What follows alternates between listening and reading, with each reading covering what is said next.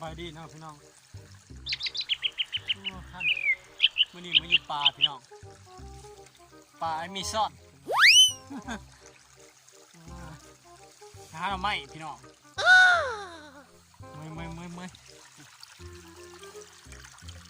พี่น้องเลยมาเห็นหวยเนาะ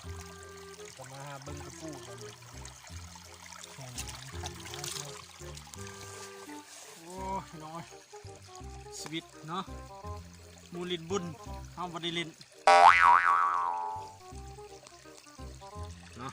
นี่ปลาอเมซอนเห็นป่ะ Oh no ปลามันนี่เขาขึ้นผู้พี่น้อง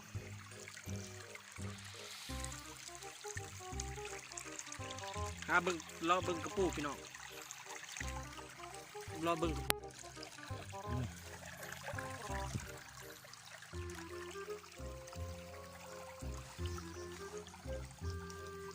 นี่ใหม่ตัดใหม่เลยกะหาหน่อใหม่นะ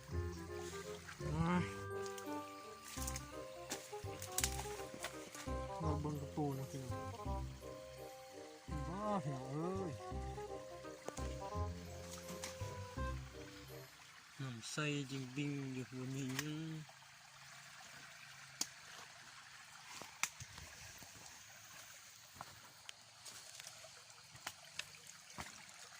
อยู่ลมได้พี่น้องเนาะ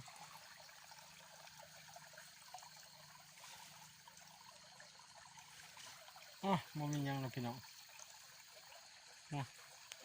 ไปตัดใหม่ตอนนี้ก็กลับเลยเนาะพี่น้องมาตัดใหม่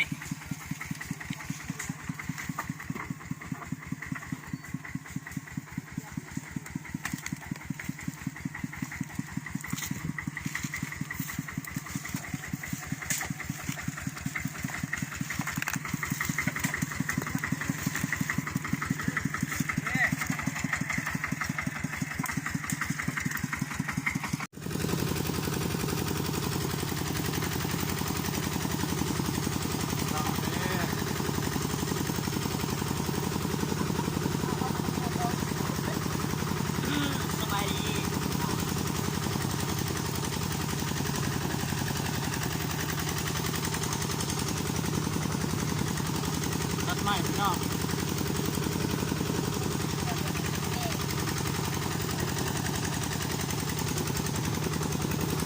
ตอนนี้แกใกล้สิหมดแล้วเนาะพอเข้าใจได้พี่น้องเลย